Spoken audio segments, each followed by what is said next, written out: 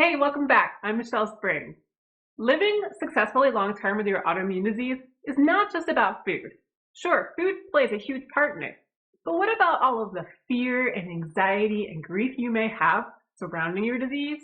Or what about all of the things that come up in life, like stress, that can trigger symptoms? Well, today I have a special guest. I am interviewing Eileen Laird from the Helix blog and podcast.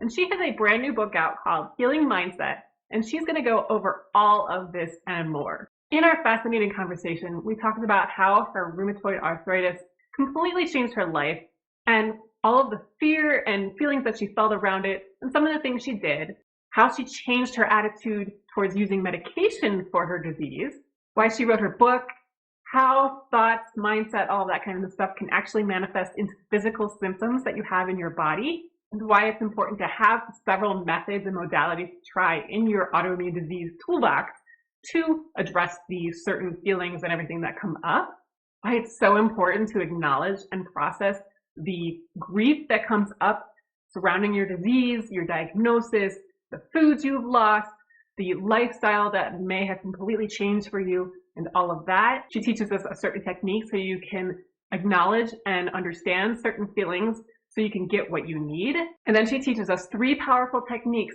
that are easy to incorporate in your life, but will make a huge difference. I hope you enjoy this conversation.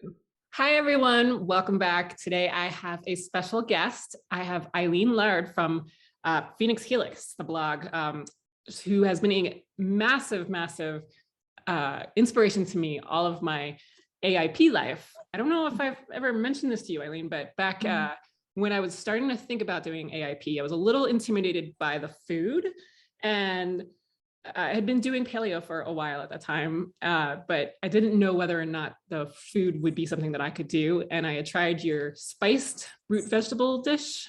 It was like coconut and beets and sweet potatoes, I think, and it was so good.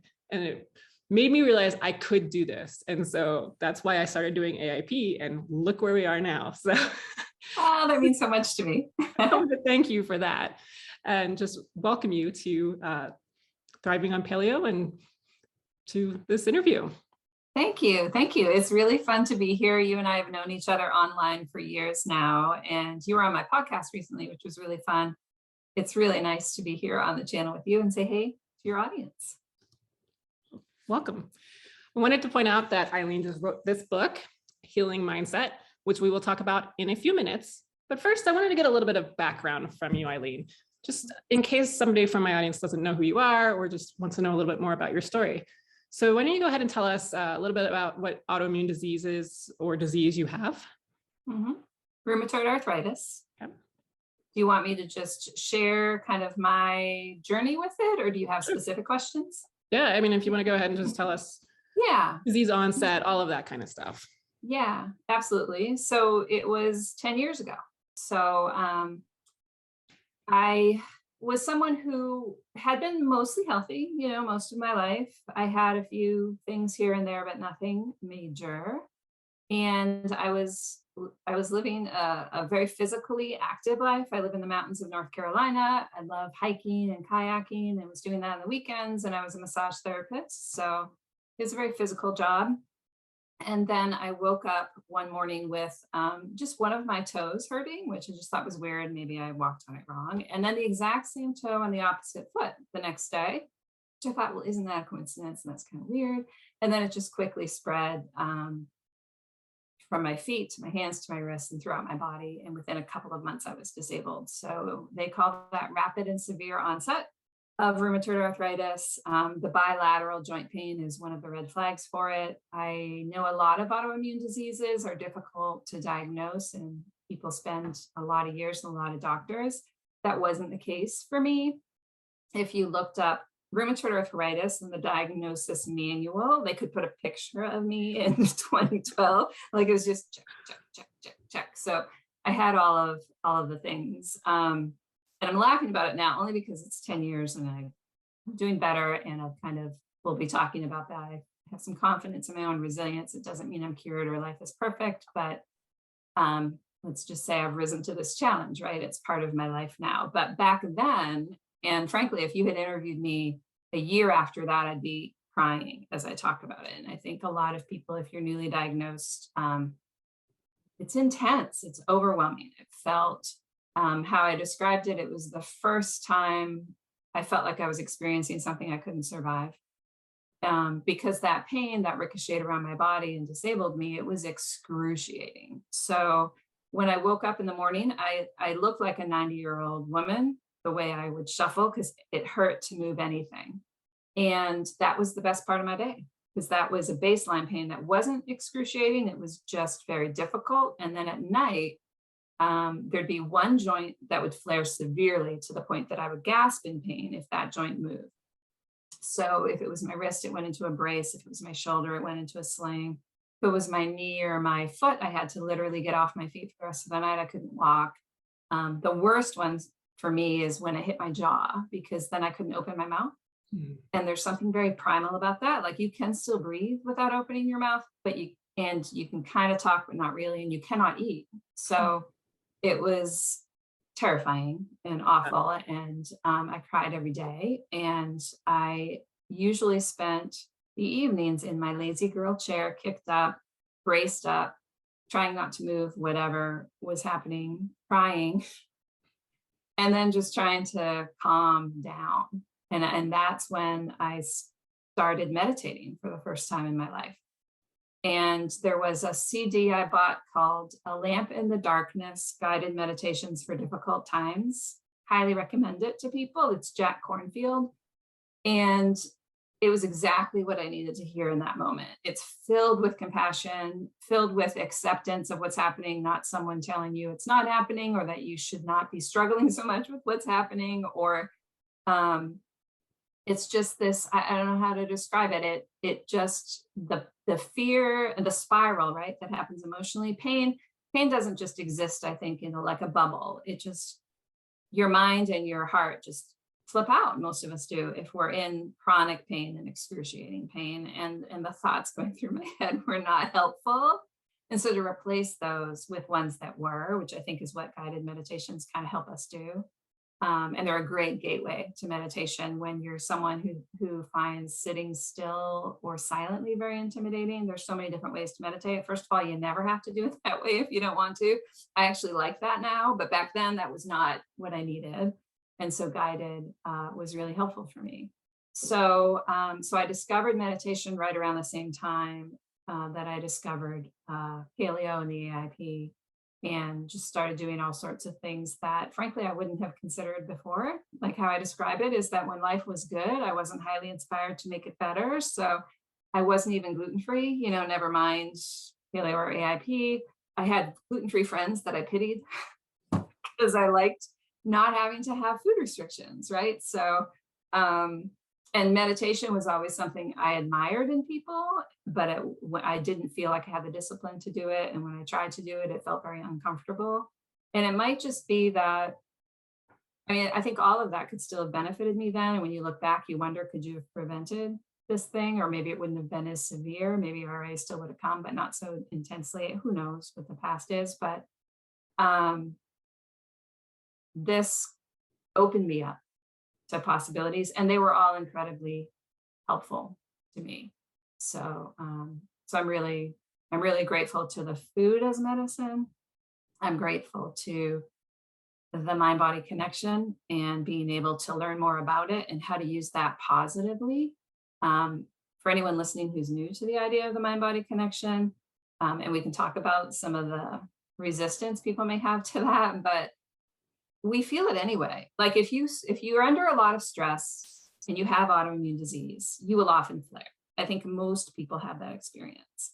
For me, learning this meditation and a lot of other tools that are in my book allow me to use that mind-body connection for my benefit instead. So instead of just being out of control with it, instead of just having stress be yet another thing I can't control, it gives me a measure of control. So I think it reminds me of food in that way. And when I say this, it's funny. You can tell I'm a recovering control freak, but I wonder if human beings in general are. We just like to have agency over our lives. And I think with autoimmune disease, there's this middle path we find where there are things that are beyond our control, but what are the things that are within our control?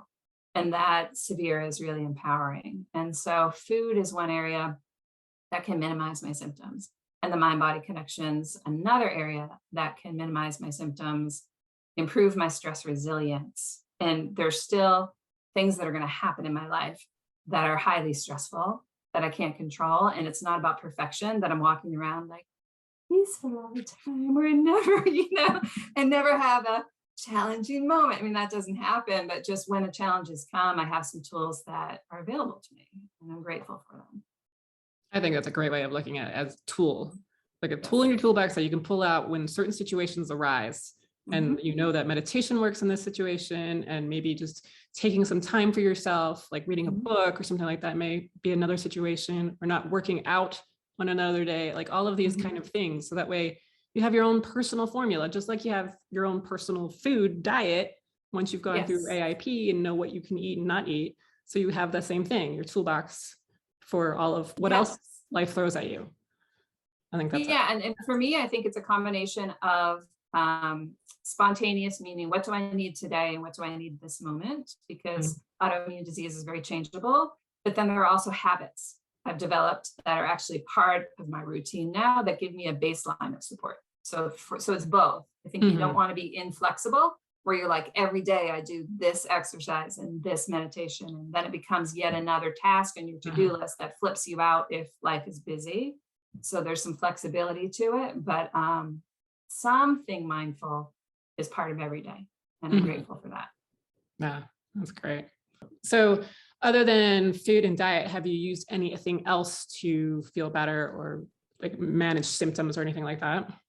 Yeah, so I do take rheumatoid arthritis medication. I didn't start out that way. I think I'm like a lot of people to this community who, if I'm being 100% honest, I hoped food would cure me. I think a lot of us hope that, and part of living with autoimmune disease for 10 years is coming to terms, again, what you can and can't control, right? So it didn't cure me. It made me feel a ton better. Like it reduced the pain just dramatically, along with all the diet, lifestyle, mindset things. But there was still like a low-grade rheumatoid arthritis activity that was manageable in terms of comfort, but it started to damage my joints. And then it close to, so I've passed menopause now, so I'm 53 years old. And so I was 43 when I was diagnosed. So there's all the perimenopause, hormone fluctuations, things like that. And there was a moment in there where that kicked up my rheumatoid arthritis symptoms, which isn't too surprising. And the damage started happening like very quickly. And it, again, opened me up to what I wasn't considering. For some reason, I saw medication, not as a failure for anyone else, by the way. I've never been that voice in the community. Like I was very supportive for my colleagues and friends and followers. If they needed medication, I was posting on social media, medication's not failure. And yet I personally felt like somehow it was if I needed it. And so it was a difficult decision to make. And I have a couple of articles on my website that I can give you links to. If anyone is facing that fork in the road, I talk about all of the emotions about that experience and the results for me, and again, medication is trial and error. I think for most people, some people are lucky, like the first thing they try just makes them feel awesome, they put them in remission. That's not how it worked for me. It took some trial and error to find what worked for me, but that was the first thing that put me into full remission. So the damage stopped happening. And I still need my diet, my lifestyle, and everything in combination with medication. But I went from being someone who was very terrified of it, I think I felt like it would hurt me in some way, to being so grateful for it, because it supports my health in a really beautiful way. So I'm super grateful for it and very public about it. And I am a both and person for myself. And I also say, I think I talk about that at the end of the book, not in the beginning, but I'm not making that choice for anyone else. So I've never been that person. So I'm not someone if someone is in the audience and they don't want to take it, it's your body, your choice, you know what's best for you. But if you need to take it, be gentle with yourself and allow yourself to get what you need, and actually know that that's a success. If medication is available and it's helpful, it's another tool like you were just talking about. So I remember a friend of mine said to me, which was very helpful at the time, she said that people who refuse to consider medication are just as closed-minded as people who won't consider anything but medication. Like she said, we have all of these tools. So either way, you're cutting yourself off from options. So that was helpful in that moment because I needed more options. Yeah. And I think it's so great that we live in this day and age that we have all of those options. So true. I mean, the medication that helped me is a biologic medication. It's a relatively new invention in the course of RA. A good friend of mine's mother, she's, I think 75 or 80, got diagnosed with RA at 26. I think all they had was prednisone and like whatever like NSAID was available at the time, like not even naproxen, you know. And so she just, she's had 25 surgeries or something like that for joint fuses, and prednisone can be super helpful for people, but it long-term especially can have some pretty intense impacts on the body. And so, yeah, we have these tools available now that weren't available before. And yay for modern medicine and yay for integrated medicine. I love that philosophy because it incorporates a root cause approach and an empowered lifestyle approach. And Western medicine has its benefits as well. Yeah. So we combine it all and then get the best of all the worlds and feel better. And that's the goal, right? Feel better. It's feel better. In a certain way. Yeah. Yeah. And that's always the goal is to feel better. Yeah. Yeah. And I think that's great that you were able to make that decision and get that point where you do feel better. Yeah. And one thing, I guess, since we're talking about healing mindset and mind body techniques, one extra piece of that story that might be nice to share is so one of the techniques I talk about in the book is questioning negative thoughts. And it's the simple question is it true? Because a lot of times the mind's very convincing, no matter what it's telling you.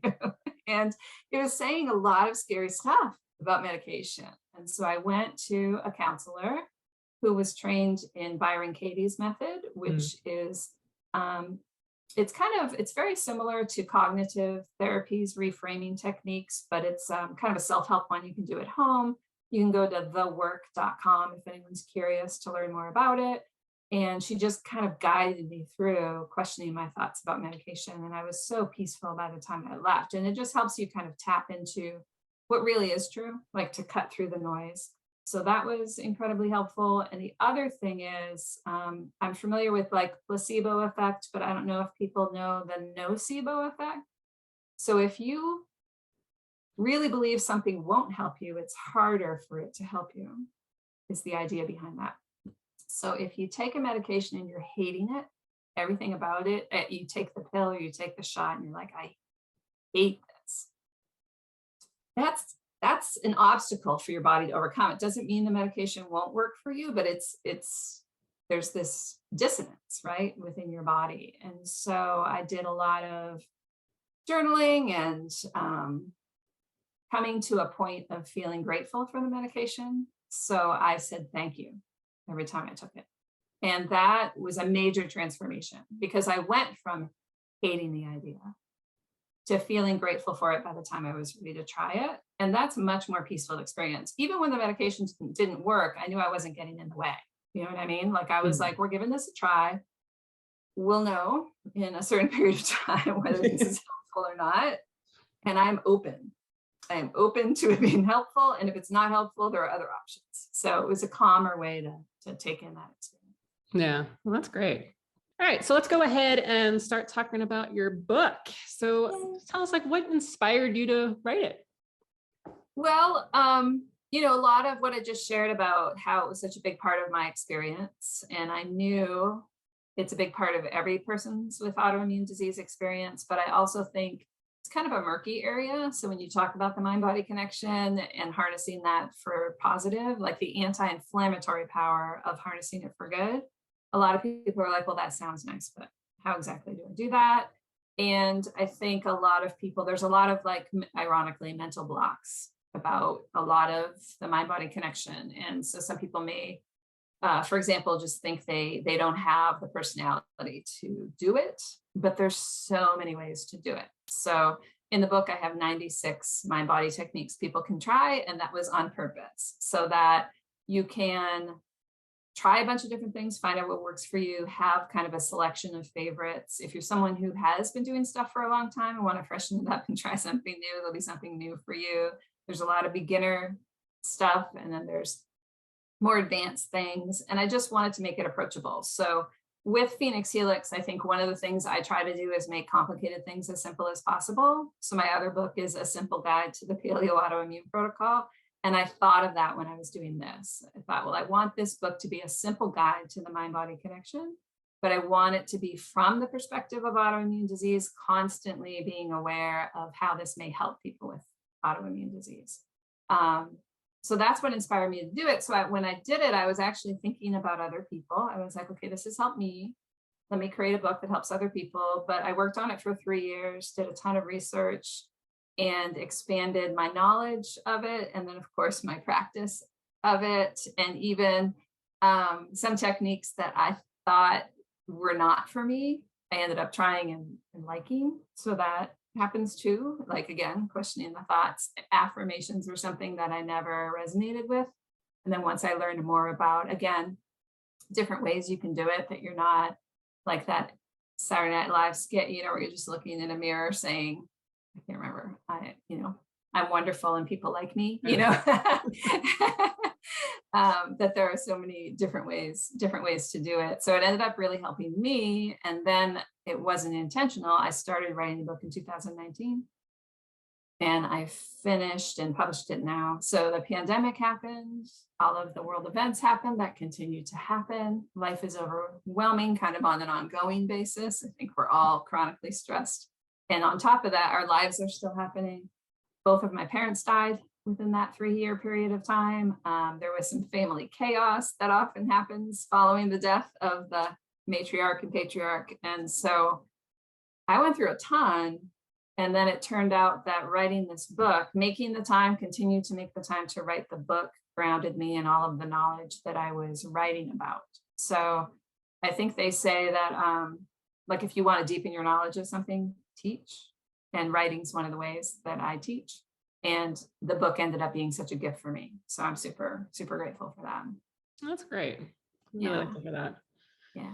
And I think we were talking before we started the interview, just too, how we've gone through the whole diet part and understanding what food works for us and what does not work for us and all of that. But I think it's a natural progression for people once you've gotten through the food part and maybe the medication and everything to start approaching these kind of things, because you have to understand that triggers often include stress as one of the big things, but also mindset, thoughts, all of these other kinds of things. And if you don't address them, you're going to be back trying to do the food stuff all the time. And it's not really ever going to help. Like, you kind of have to have this balance and all of these tools and really kind of offset them and make sure that you have your toolbox all stocked. Yeah. That way, like, when things do happen in your life, you know what to do. So I think it's like really great for a lot of us that have gone through AIP or paleo or whatever to get to that point, and then to be able to have a reference guide, like to be able to say, okay, well, all right, I want to try something today. What can I try? Or just like look through here and say, okay, this is a great thing. I'm going to dive deeper on it or something like that. So I think it's really great that you have this for all of us that have gone through all of that. So I love that for us. Thank you. And when you were talking about food, one thing I just want to say to people watching is these techniques can help food tolerance and your stress around food. So, good point, because stress causes leaky gut, gut increases food intolerance. So anything we do to calm down, you can even do one of these techniques before you eat, and you might digest your food better. Or you might just lower your baseline level of stress, period. And then all of the food you eat, you might digest better. So again, it's just all integrated. That's a fantastic point. Yeah. So go a little bit more on about that, like how the mind-body connection can actually manifest into physical kind of symptoms or things within the body. Yeah. So I'm going to throw a big word out called psychoneuroimmunology. And all that is psychology, thoughts and emotions. Neuro is neurology. So both the brain and the nervous system, and then immunology, the immune system.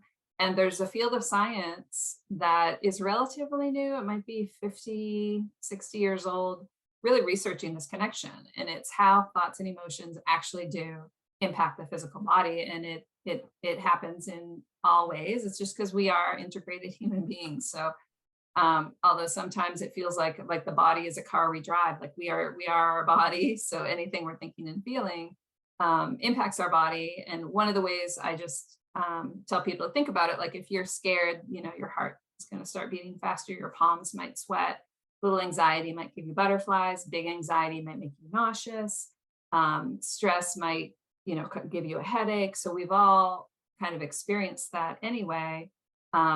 In the immediate moment, and then chronically it can do other things. So the research is really interesting in that these techniques can help with so many areas. So they can help people manage pain, they can reduce fatigue, reduce insomnia, allow you to sleep better, they can reduce inflammation. There's all these different ways.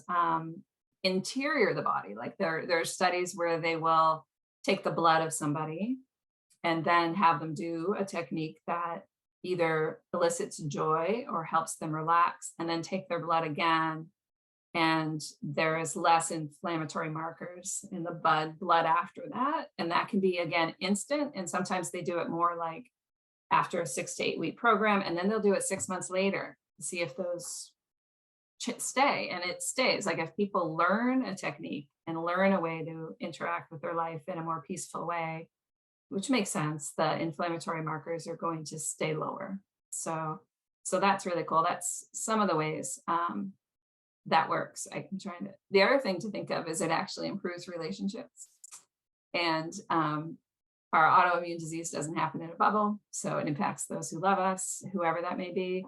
It could be a spouse or a partner, or a friend, brother, sister, roommates, parents, children, all of that stuff. We did parenting with chronic illness, which was the podcast where you shared your experience. And when we are stressed out and feel unable to manage that stress, it's going to come out sideways and impact the people we love. So it makes sense to me that the research shows that it improves relationships. But yeah, how it's been described to me is stress can be an inflammatory cascade through the body. And when you use a mind-body technique to reduce stress, it can be an anti-inflammatory cascade through the body. So it's really using your mind as medicine.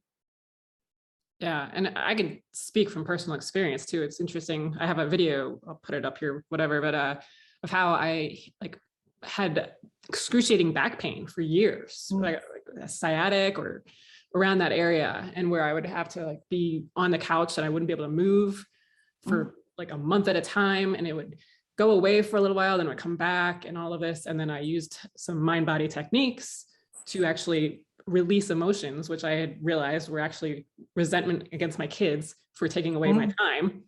Okay. I was basically just trying to not feel that emotion because I felt so guilty for feeling that my body was just like, nope, or my brain was like, nope, you can't feel that. So let's disguise it as pain in your back. So once I was able to process that pain and let it go, I haven't had back pain since, and it's been 2.5 years. So wow, that's such a powerful story. And I think we'll do it in a minute. I think you wanted to take a deep dive into the chapter on grief I can see why that resonated with you so much, about allowing space for those emotions that can be frightening to feel, but they're there whether we make room for them or not. They're still there. Two things I just thought of for your listeners. You have Hashimoto's, I have rheumatoid arthritis, but there are two studies that are kind of fascinating. So the one related in the book that I talk about with Hashimoto's, they did a stress management program, and it had a lot of these tools taught, including visualization and cognitive reframing and various things, and just deep breathing. And at the end of, I think it was a few months of training, not only had their symptoms improved, but their antibody levels went down. So just an example of a very physiological response to that. And then with rheumatoid arthritis, they did one on expressive writing, which is the scientific research word for journal writing, basically. And it's about processing difficult emotions. That's what they usually focus on as a way to release it. And not only, again, did it improve mood, but it increased grip strength and walking speed in people with rheumatoid arthritis. So again, it's a very physical improvement in your function of life. And it was journal writing. Like there was no exercise or PT related to that. That's fascinating. And I think we're going to start hearing more and more kind of situations like this as more people do put money backing studies into this, because right now it's like the pharmaceutical industry has all the money to prove that their pill works, but there isn't a lot of studies out there to find out if journal writing or qigong or all these other things really, can help. But I think people are starting to really kind of wake up to a lot of these other modalities really helping. And so some studies are being performed, and then you get that scientific proof that you might know on a maybe that will work kind of level, but it's really good to see that. Yeah, I think that's one thing that helped with the timing of the book. So there are 140 scientific references in the book. And I say that it's not a textbook. So for anyone listening, it's totally meant to be a book where you just open it and there are techniques to try. But I'm a science geek, and I like knowing there's some research out there. And so every chapter has a research highlight specifically, but there's also kind of footnotes throughout. So if I'm saying something is possible with the technique, there's a study to back that up. It's not just me based on my own experience, and it is wonderful. And I think you're right. I think it's just going to keep growing. I think there's more philanthropy behind it, maybe wealthy people who have benefited from the techniques. I don't know. And academic institutions sometimes have mindfulness programs now because it helps students. And so then there's a whole desire to research further what's happening there. So, yeah. Exciting time. So I'm very interested to see what comes out of that. But like you said, we're scientific minded. So I think we also need that little component. It's like you have the woo woo, and then you have the science, and then it fights sometimes, and sometimes one wins over the other. So when you have those components meet and prove that they work, I think that's really, really helpful. Yeah. And then in the end, it's a self-experiment, right? And I think one of the things you teach so much is personalized care. So again, 96 techniques in the book. So maybe the one that Michele does that she loves, you don't love, there's 95 others you can try. It's totally okay. And so that's really nice too. It's like how I feel is the science gives me confidence to explore this and feel like I will find something that works for me. And then I find what works for me. And it might change over time, day to day, year to year, depending on what's happening in your life and in your body. So. And I think it's important to experiment with what works for you as well. I mean, because like I've always said, hypnosis for me works great for getting rid of bad habits. I do a hypnosis and habits gone. However, it doesn't always work for me for some other like mindset kind of things. And sometimes I've had to do like EFT tapping to get rid of it, or an NLP technique called timeline therapy got rid of my fear of driving, things like that. But you have to try these different things to see what works for you. And then sometimes something will work in one situation, but may not work, in another one if you're too tired, or, all these different things. So don't give up after just trying one. Try several, that's it's that whole toolbox approach. And I love how you have different examples of different things that help you in different areas. And so it puts a lot of pressure on one technique if it's supposed to help everything. Right. Well, then everybody thinks differently though too. I mean, you have neurodiverse people that think completely different than somebody else, and they may process it in a different way. And so therefore this meditation may not work for them, but they might have to do this kind. So there's all kinds of, everybody's so unique in everything. So I think that's just such an important point for everybody to remember, that just because one person's saying, do this, don't give up after that. So like having 90 techniques is awesome. So that way you can try so many different things. I think that's what I love too about really the wellness sphere in the AIP community, and is we are all about the self-experiment, like even the autoimmune protocol itself, right? It's an elimination phase, and then you do food reintroductions with the goal of a personalized diet when you're through it, and over time to continue to personalize as your health journey continues. And so my diet is not going to be the same as yours, even though we started with the same template. And so I feel the same way about a healing mindset.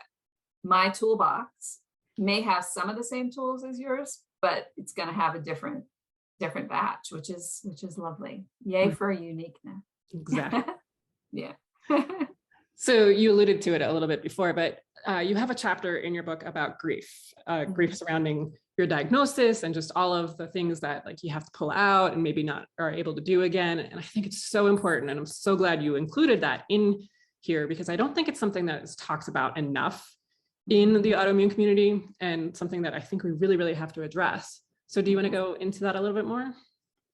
Yeah, I mean, it's just real life that autoimmune disease is an intense experience and there is loss associated with it. And that is true whether your disease is mild or severe. And there's an unpredictability to it.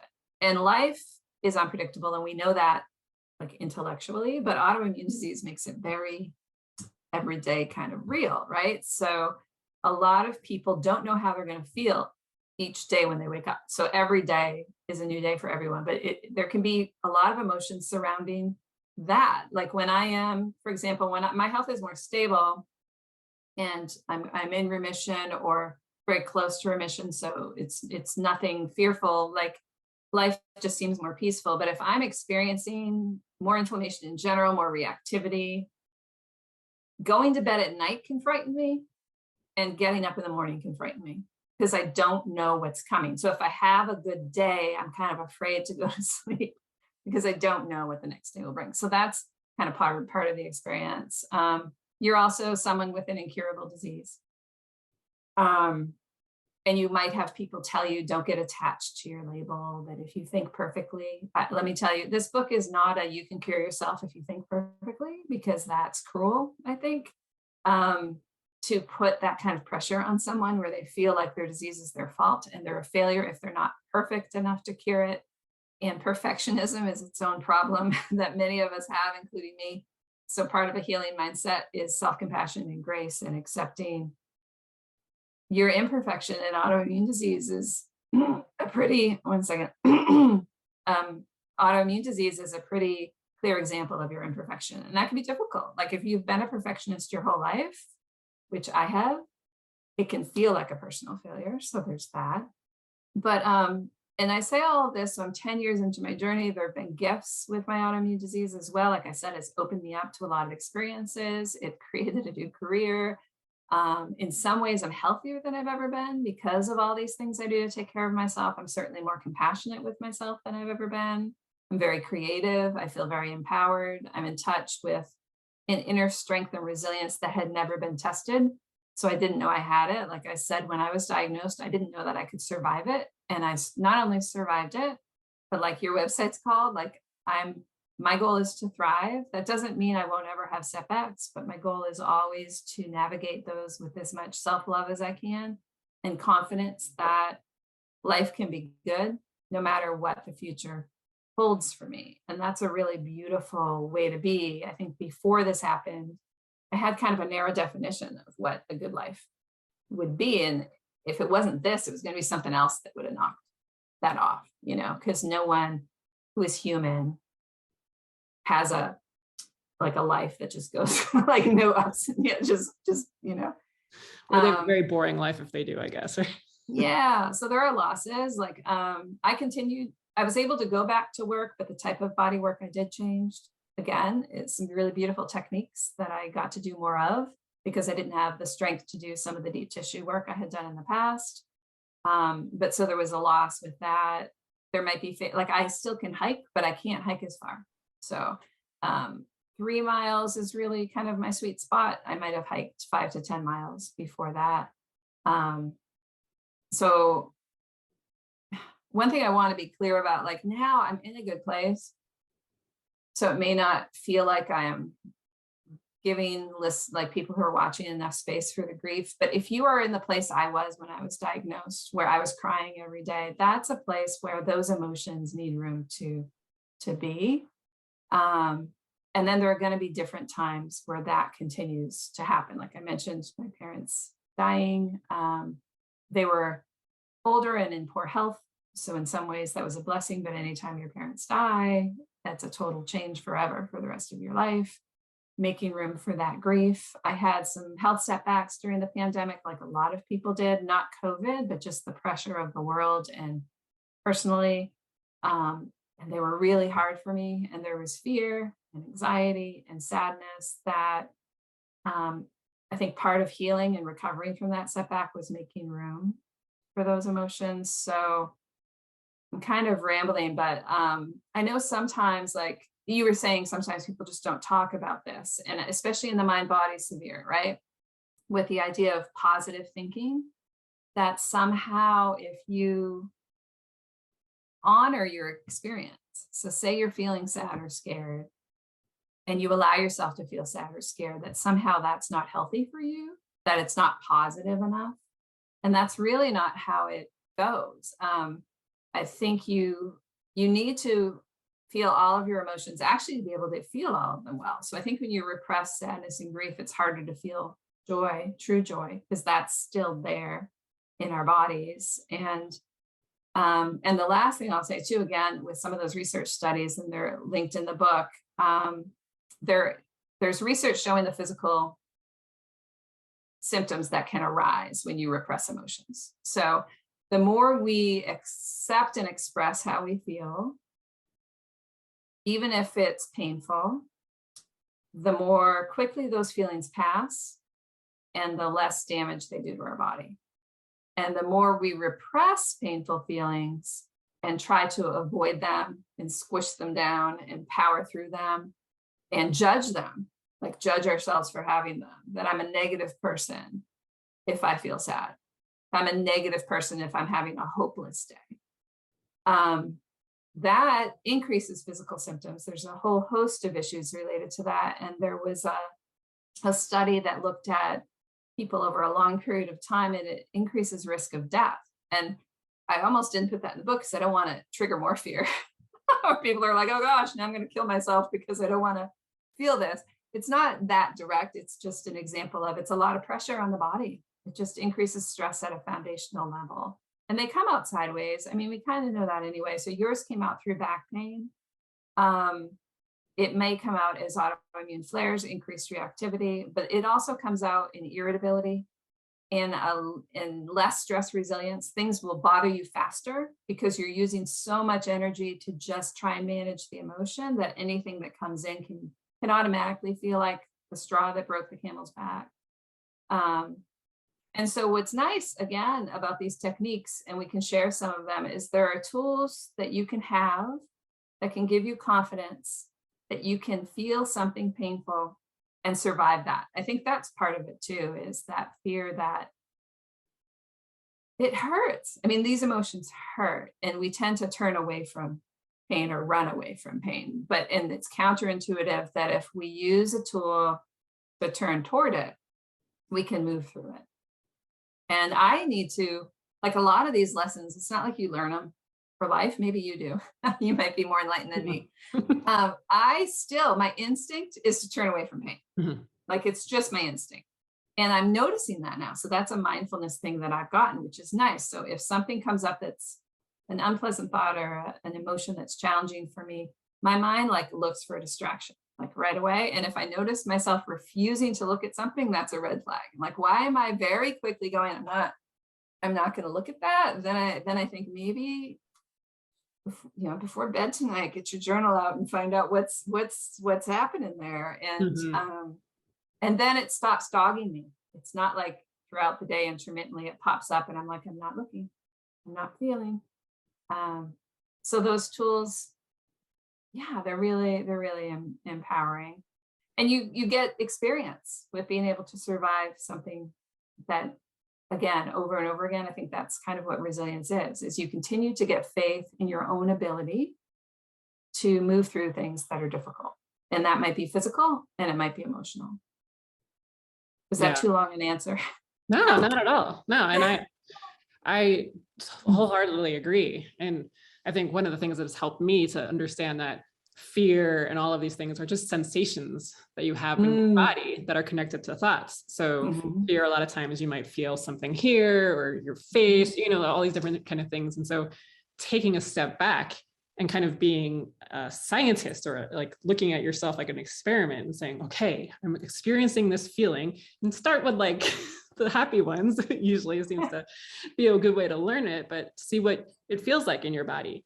And then understand that and then look at another emotion and understand that. And to me, that really helps because then it wasn't as scary to know that, okay, so it's just something that's happening somewhere else. And now I almost kind of welcome interesting feelings because nice. What's going to happen now?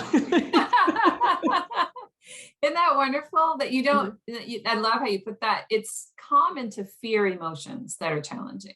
And I know what that feels like. And I think most people know what that feels like. And then if you, like you said, you just kind of pay attention and see what happens, and it moves through. Like sometimes that's even the thing. Like, so when I said that's, if I'm having more symptoms in my life, emotions are going to be more present for me before bed and when I first wake up.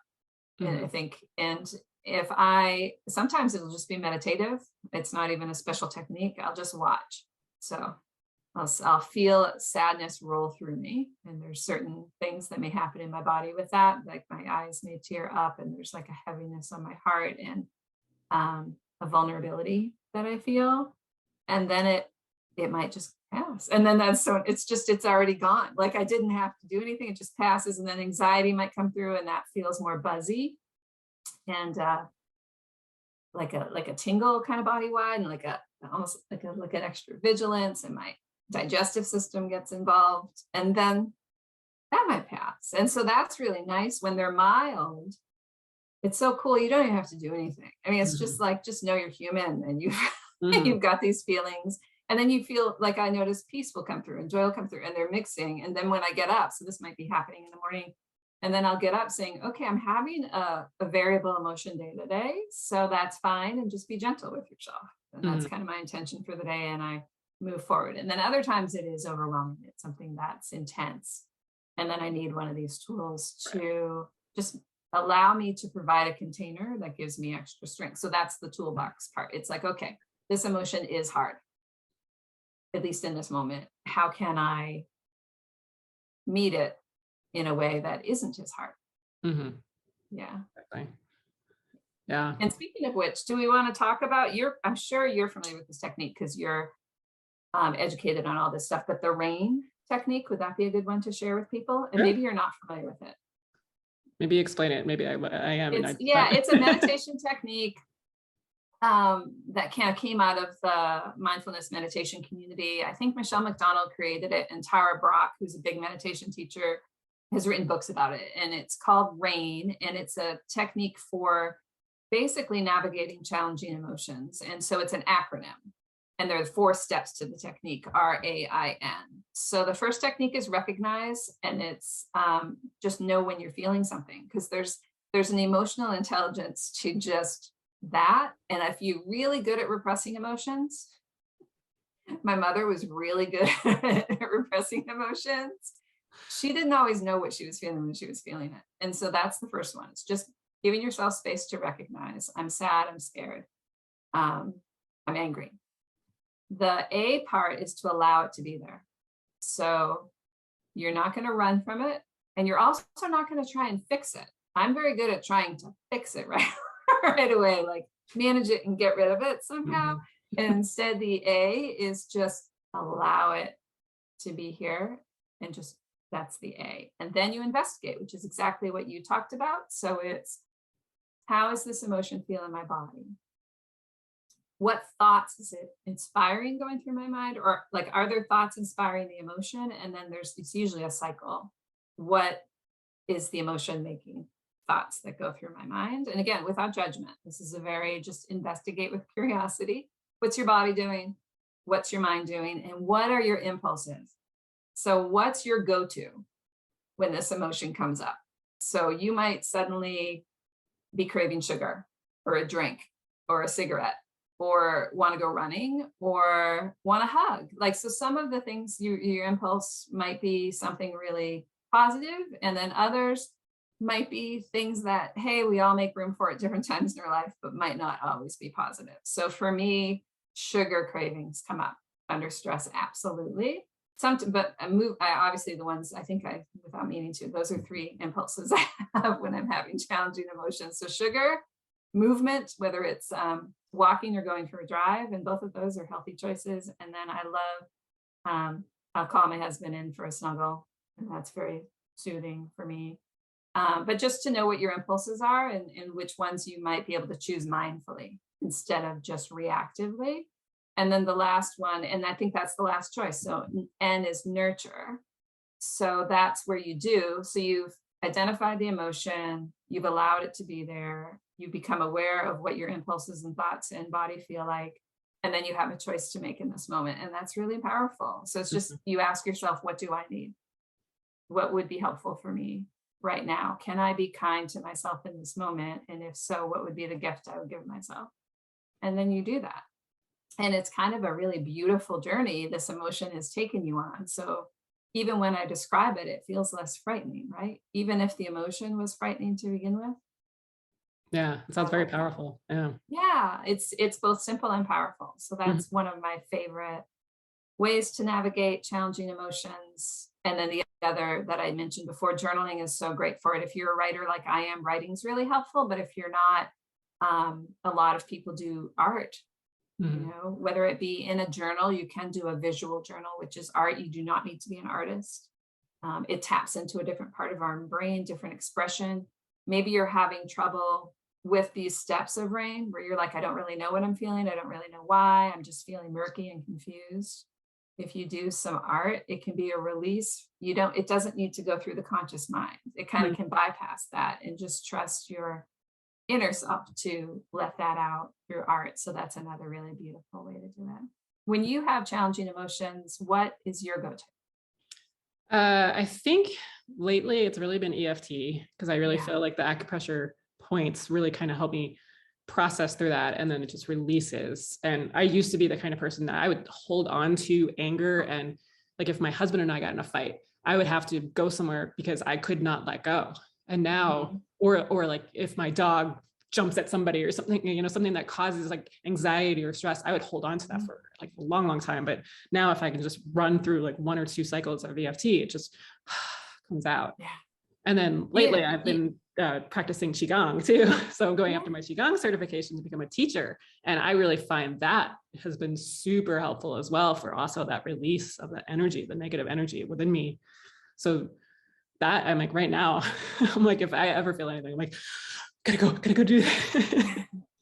That's awesome. And I'm glad you mentioned both of those because you're using your body to move through your emotion too. And that's absolutely true. Like the mind-body connection works all ways. And so, yeah, there's a lot of body techniques, whether it's Qigong and the tapping part, like you said, like just doing the EFT thoughts isn't usually as effective for people as the tapping, just somehow involving your body, and it can be incredibly powerful. And then there are a lot of like therapists who actually incorporate body work into sessions for that reason too, that emotions can be held in our bodies again in that kind of unconscious way. And if you move your body, you're also helping move that emotion. Yeah, even when I was a massage therapist, one of my specialties was lymphatic work, which for people with autoimmune disease is really helpful anyway. It supports our detoxification, and the more inflamed you are, the more compromised and overwhelmed that system can become. So it's beautiful.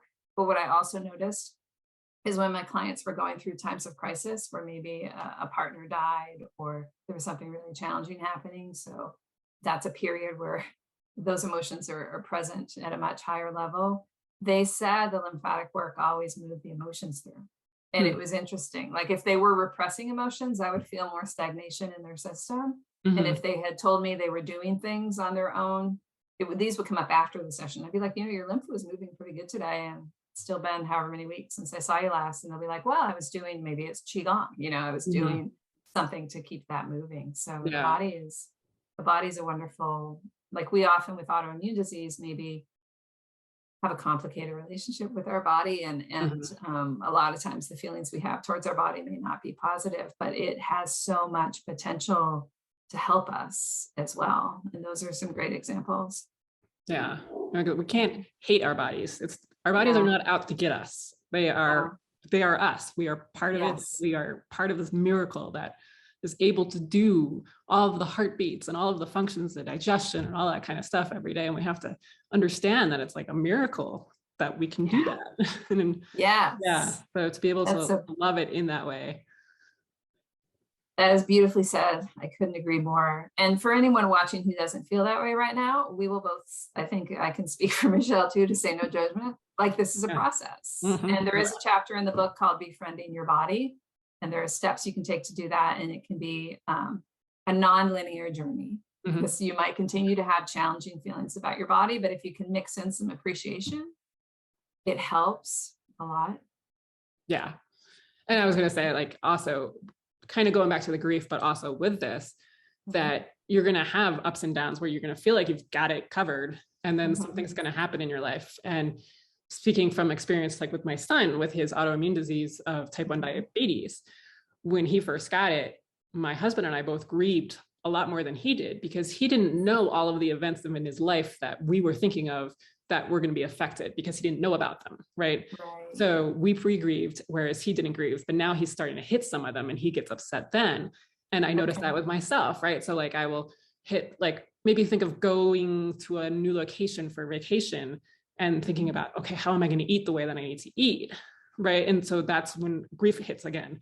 Or having situations where I'm going to go to the beach and then I look at my body and then I have that body image issue, you know, stuff like that. So you're going to hit those kind of things often throughout your life. So it's not like it's going to be a one and done situation. So having the tools, again, to be able to deal with these situations is really important, I think. Yeah. And with practice, they pop into your head more often. Again, it's not about perfection.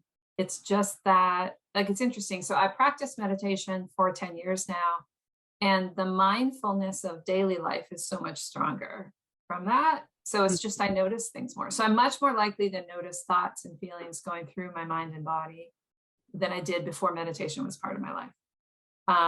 And then that gives me options. So I'm also much more likely to identify what anxiety feels like.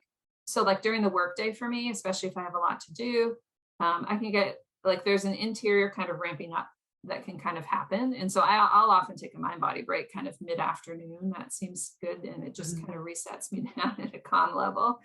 But I know what it feels like when I'm not addressing it, when I'm just working.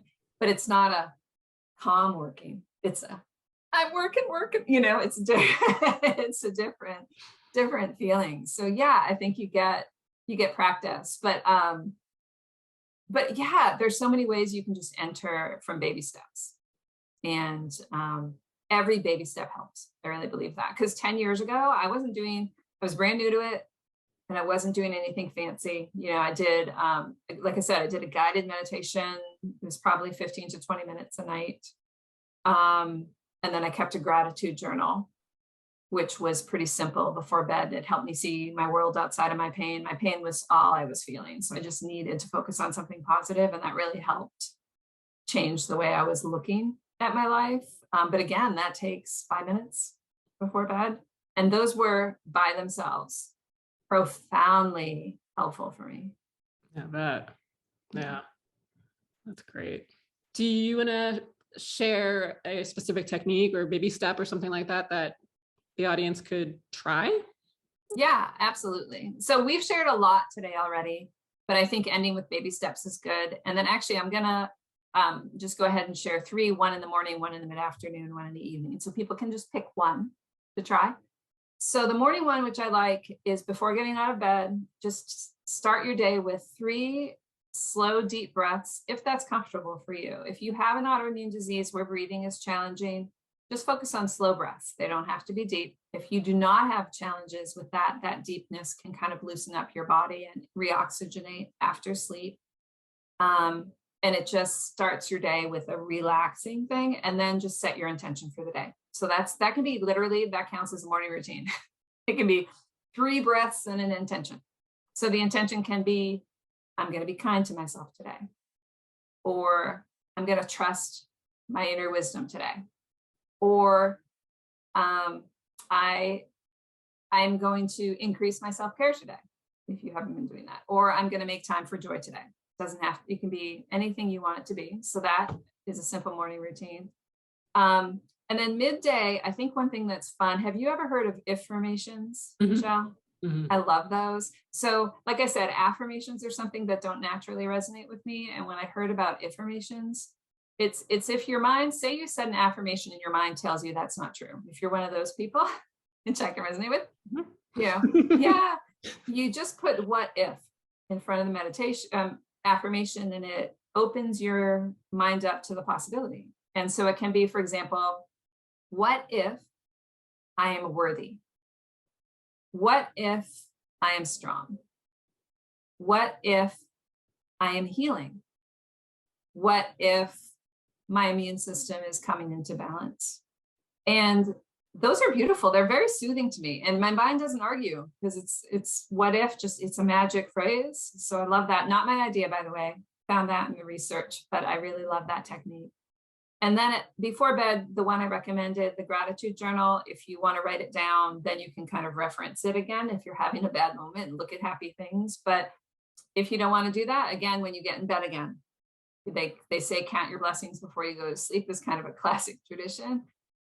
Just think of 3 things from the day and see if you can feel gratitude for them. And again, simple things. So it can be, if you're a parent, it could be your child's laughter. It could be you went for a walk today and there's spring flower blooming. It could be that you tried a new recipe and it came out really good.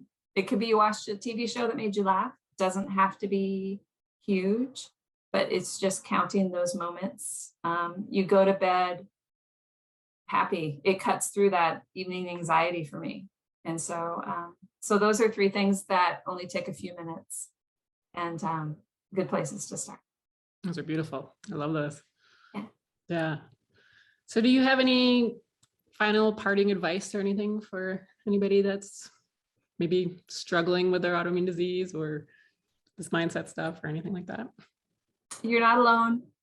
And all those affirmations, I'm just going to say, you are worthy of loving yourself and feeling better and getting the support that you need, and taking life in baby steps, and knowing that it is okay if you are imperfect, and your life can be absolutely beautiful, even if it's imperfect.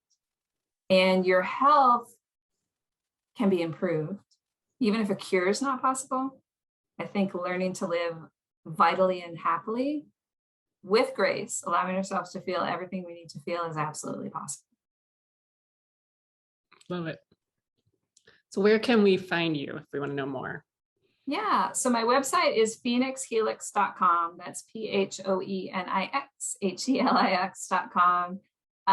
So I have a blog and a podcast and a few books, including this one, and you can find all of that on my homepage. But if you're interested in the book, again, it's called Healing Mindset, A Guide to the Mind-Body Connection for People with Autoimmune Disease. Yay! And you can find it on my website, but you can also find it on Amazon and Amazon websites around the world. And if you live in a country that does not have an Amazon website, there is a PDF version sold through my website that you can download today. Nice. Nice. Well, it was so great having you on. I really enjoyed our conversation. Me too. Me too. This was really fun. Yeah. Well, thank you so much. And thank you to everybody watching. Appreciate it. And we'll see you later.